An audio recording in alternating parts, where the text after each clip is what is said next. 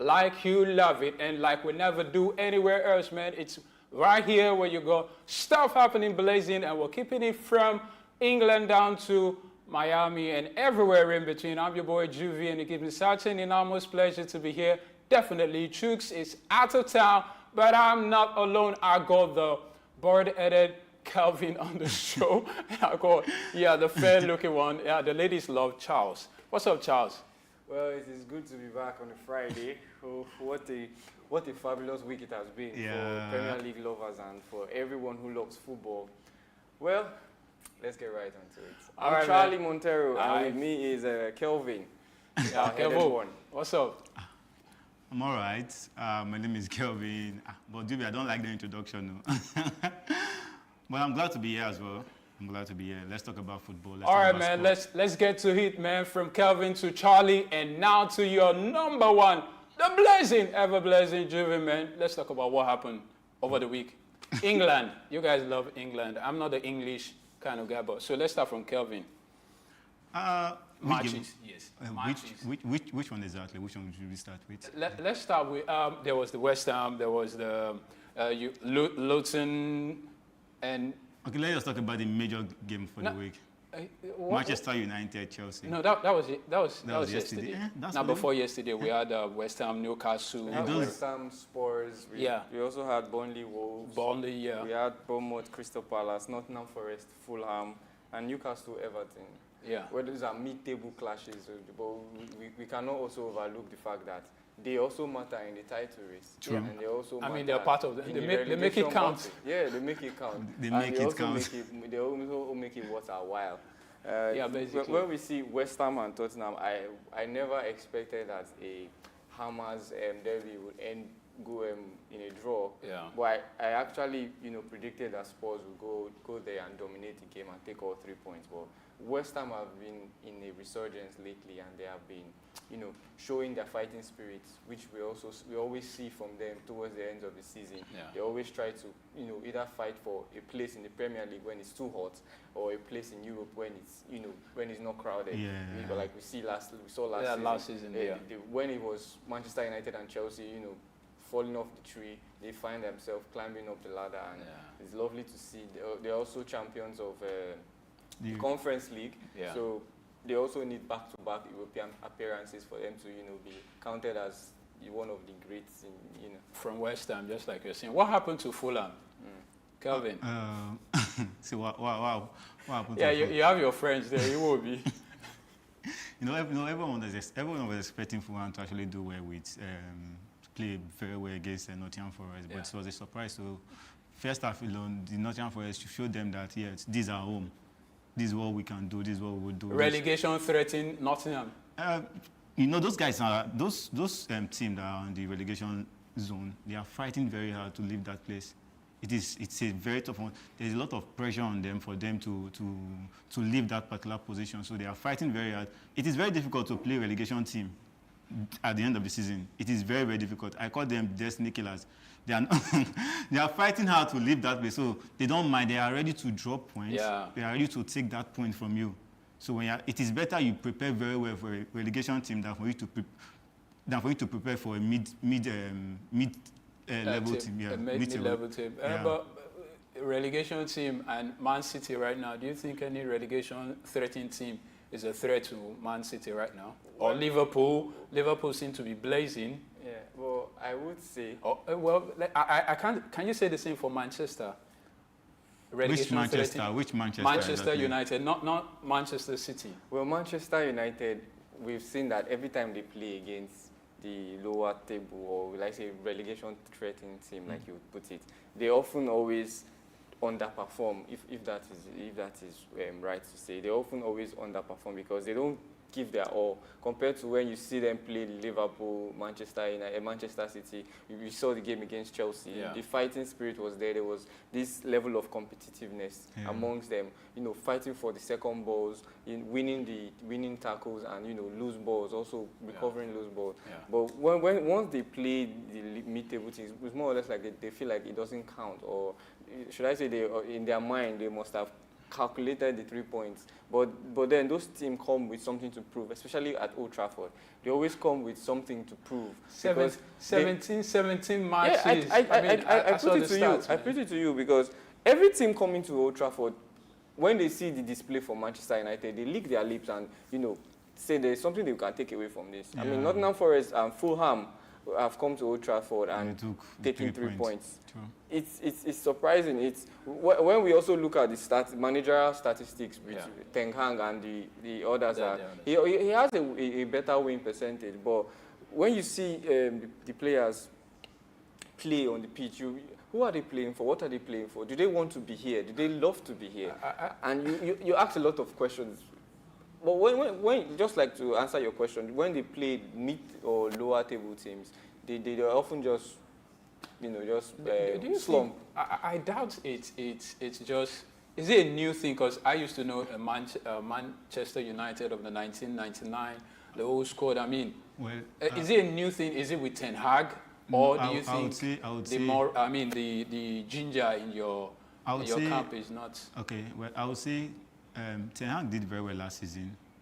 Then this season, he has not actually used his preferred 11 team.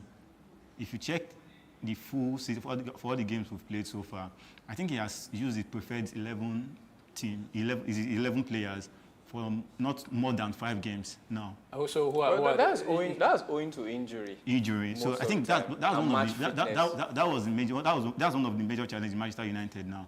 We have the players, but this Martinez has gone, Varane left, Evans, Lindelof. So as it stands now, we have just one central defender in Manchester United, and we are facing Liverpool on Sunday.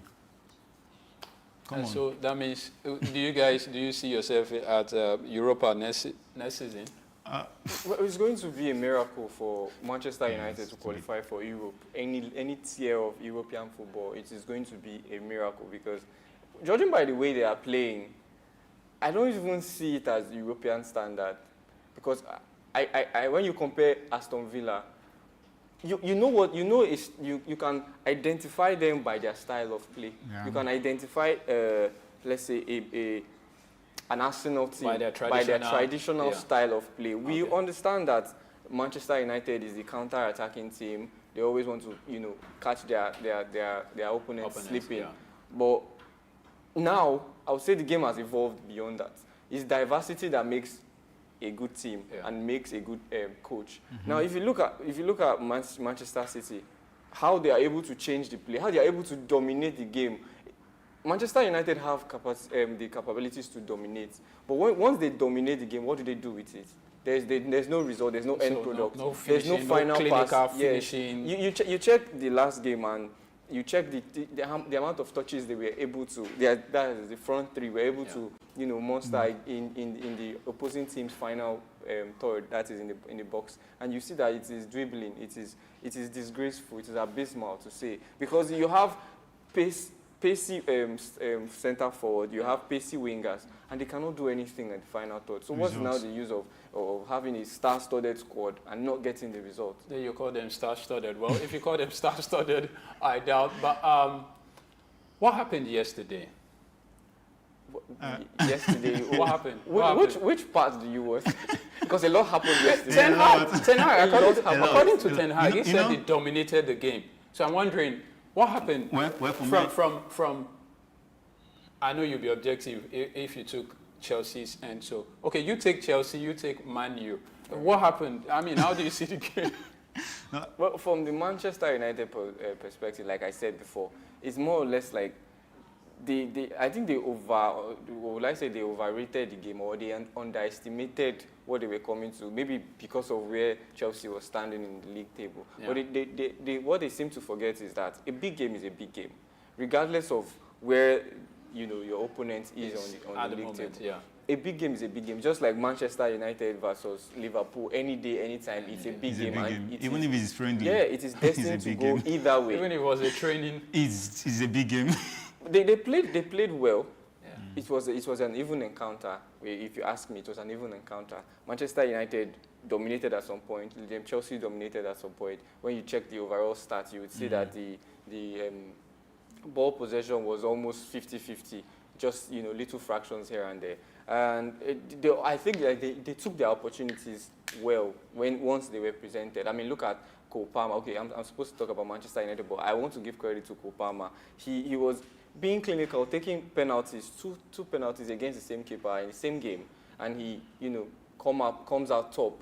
That is football heritage for you. So Manchester United took their opportunities, but being unable to stay in games, being unable to take control from a leading position and just stamp your feet on the ground and say this is what we want to do and let's achieve it. It's from my own standpoint, I feel like it's the players not having the mentality to stay, having the killer instincts to see it through. I mean, if it were a Man, I like drawing comparisons, but if it were a Man City team, or a Liverpool, 3-2 up at 90 minutes, and you say we lose the game. Come on, that's very, very bad from the players, from the managerial. I mean, look at his substitutions. Yes, those players are. All right, Charlie, we're pressed for time. I know if I left you. What happened to Pochettino? Do you think the tactics he used yesterday was it? I mean, how many minutes into your first half we had? They already had 2 goals. 2 goals, yeah.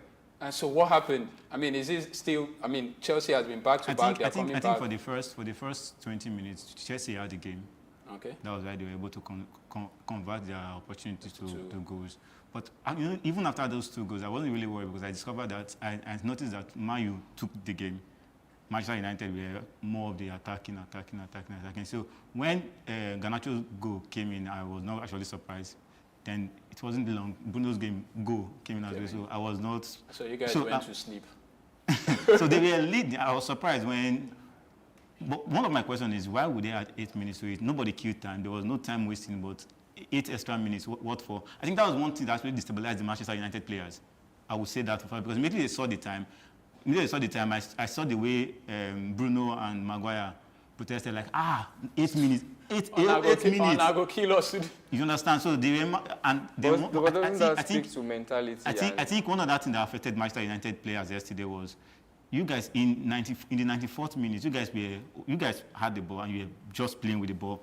Move forward, score more goals. You were just juggling the ball. I saw Mount and Bruno playing with the ball as if they come on the pitch. So secondly, I think Chelsea had that mind that we are going to win.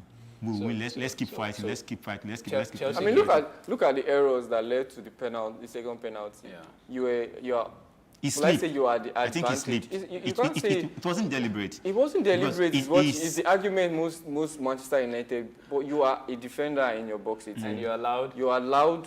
See, when you say you are allowed, you are making it as if you're allowed. I mean, the guy dribbled him now. As he passed. See, there are defenders. You can dribble any defender in this world. There's no perfect defender. I'm not saying, but you need to be deliberate about your tackle.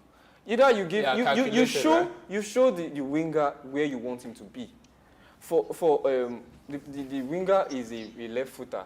You show him to his right. You show him out towards the bar line or towards the corner flag. Just take him away from where the danger is, where he cannot get the advantage. But then you lunge into it because it shows that I always speak to mentality.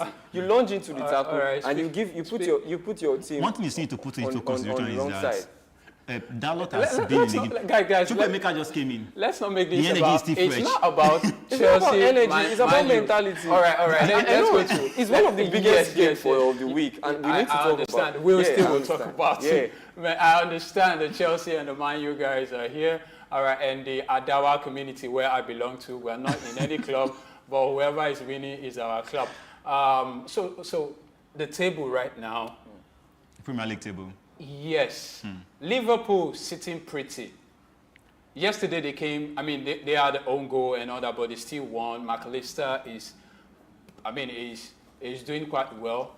The top 6 are doing quite well. And so, do you see Liverpool eventually emerging with the mentality? You were speaking of the killer instinct that these guys lack. Let me start with Kelvin before you steal the show. We're pressed for time. Kelvin, do you think Chelsea has a fighting chance? Man U has a fighting chance in the top 4 eventually? Chelsea is nowhere. Even if Chelsea decides to win their game, they won't still get to the top 4. You're talking about seriously. All right, let's leave Chelsea Otilo. Let's talk of those with For small Manchester hope. United, like Charles earlier said, it's going to be the grace of God. The grace of- Yes, for them to, because Tottenham will not lose. Aston Villa same. They are still trying to, especially Aston Villa. I think. Bearing in mind, sorry, that they still have to play the top three. They still have to play Liverpool, part of the Man top City, three. and Arsenal. Who is playing top 3? They are- Manchester United. Man U is No, part- Manchester United is just a playing big Liverpool club. and Arsenal. No, We've I mean played- for now, Manchester United they have to Your play la- the top your three. last take on this. No. Manchester Your- United has played all, apart from they Liverpool played- and they Arsenal. played their- That's Just what I'm saying. both. So- That's what I'm saying. They Okay. still have something to say as deciding As who we wins the league. wrap up, All right. Liverpool, Arsenal, City. Where do you see this? I trophy going? see it as Liverpool's game, a trophy to Trophy. lose. It is Liverpool's trophy to lose because Like they already have statistically- it, right? Statistically speaking, based on statistics and AI callings, Yeah. Liverpool has all what it takes to win the league. Okay. And it is theirs to lose now, given that they have the momentum, they have the players, they have the drive, they have the motivation, if you ask me, with their manager leaving at the end of the season. They have the drive to win the league. They already have a trophy in their kitty. already. So they want more. The hunger is there. There's a thing about winning trophy and wanting to win more. The winning mentality is there. The winning Okay. mentality that you guys lack. Okay. Manchester. left for me. I'll say I see Arsenal taking it. Not even Manchester United. I see Arsenal Is it by the taking grace of God? Not by the grace, because if you check Liverpool last 2 games, they keep conceiving. They won Sheffield. Sheffield is actually a cheerful giver. They give everybody 3 points. So I wasn't really surprised when they won Sheffield United 3. Sheffield are three. cheerful. If you check the last game before they played Chelsea, they struggled to win that game. Brighton. Yes, 2-1. They struggled, and they are still going to play all that tough team. So I see Arsenal taking it. I see Arsenal taking it because Arsenal, I think they have more of the younger players. They have more of these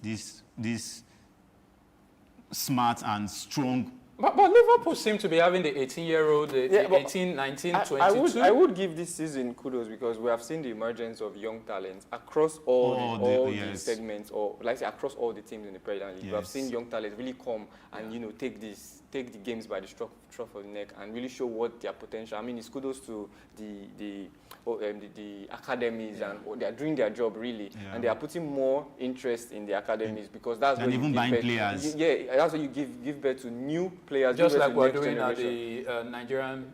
Premier League. Is that what Yeah. Yeah. where we have 20-year-olds look like grandfathers? No, please don't. Please, it's not Charles. exclusive to us, and we're not supposed to go there.